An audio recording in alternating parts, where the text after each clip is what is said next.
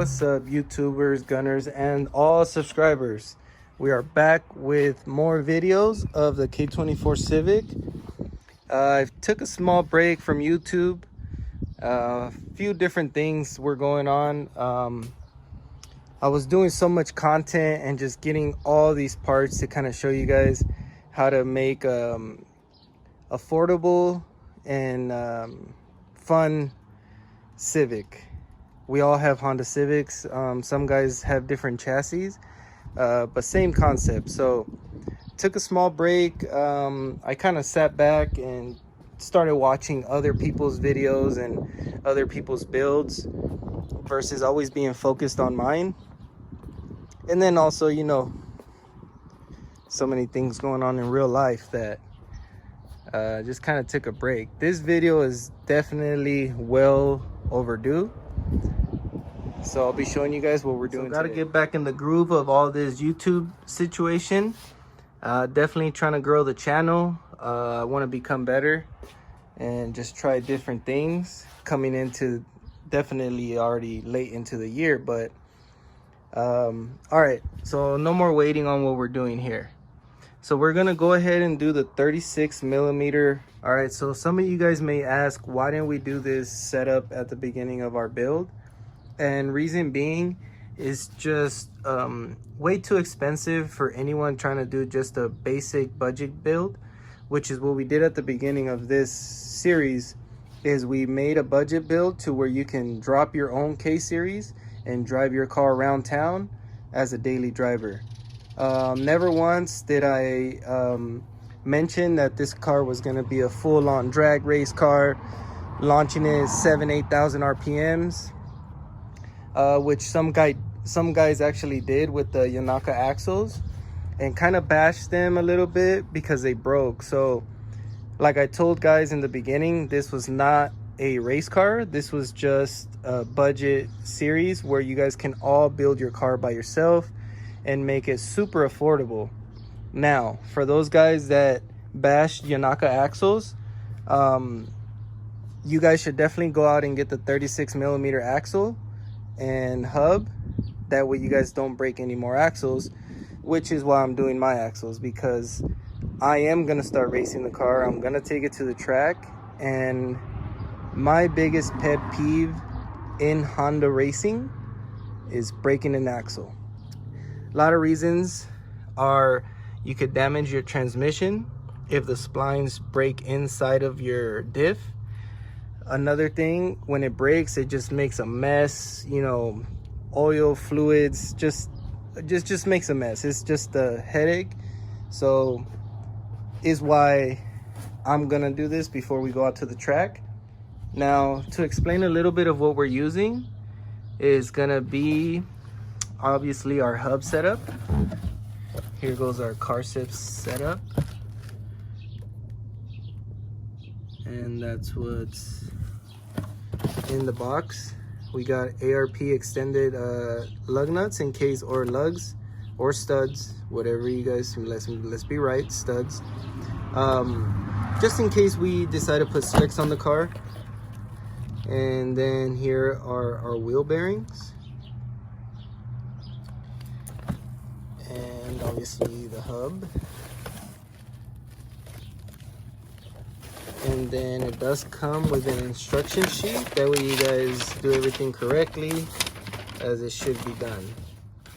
Now, anytime you guys are gonna take off your spindles and do any type of press, any type of work, I highly recommend that you guys do new ball joints. Since your spindle's already out, here's a part number for the OEM ball joint. Also, if anybody's interested in this exact same kit, you guys can call Tri-State Motorsports and just ask them. Obviously, they're going to ask you what model car you have and all that, and they can send you this exact same kit. So that's where mine came from, Tri-State Motorsports. Now, back to the ball joints. The reason why you guys want to do new ball joints is because your spindle's already out, and it's just going to make it real simple, and you're freshening your whole front setup. Originally, when I told you guys just go 32 millimeter axle, you're literally just popping out your hub and you're putting in the axle. You're saving close to $1,000. Now, reason why I say that is because this spindle setup or the hub setup is about 500 bucks. I'm gonna go ahead and do brake pads and rotors, which I got Brembo. Just something nice, efficient, keeping some quality here and not going too fancy, just kind of going with what works. At least with my setup, all we're gonna be doing is drag racing down the quarter mile. So stopping power, yeah, we all need stopping power, but I'm not road racing the car, so I don't need all that fancy high calibers, you know, brakes and rotors and all that fancy stuff. So on the axles, if you guys have an EK, you're gonna want to use a 2006 through 2011 Civic Si axle. Reason being is a tad bit longer than the RSX Type S, which fits perfect for the EK. And then RSX Type S driver side, and then obviously your manual half shaft. If you have an EG DC, you guys can use the RSX driver and passenger. It's only when you go EK where you need the SI axle. So I hope this information helps you guys. Here's the whole setup, and then like I said, hub setup 500 bucks, brakes about give or take 200 bucks, ball joints give or take about 100 bucks from the dealership. Went ahead and got our new castle nuts. Here's the part number. We also got some new rotor screws. Here's the part number for that. And then we got some new 36 millimeter axle nuts, just to make it look nice and clean. And yeah, we're gonna take our spindles off, gonna head off to the machine shop, gonna get these things pressed in and come back with an update. And then before I forget, guys, we did go ahead and replaced our washers for our shift cables. And here's the part number. I did have a guy ask me earlier. Let's see here. There it is. So we'll be doing small little details to the car here next in the next few videos.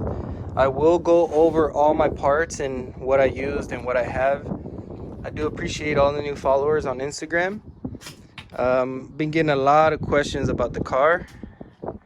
So now that the weather's nice and warm, we're back at working on the Civic.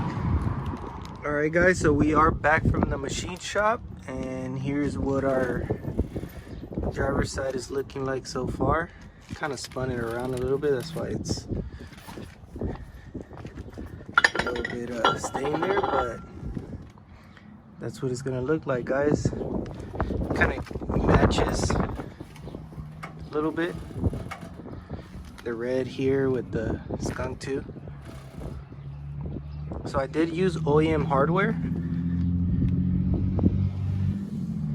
You guys can get these parts from Honda. This is what the 36 millimeter hub looks like on the spindle. I went ahead and got extended lugs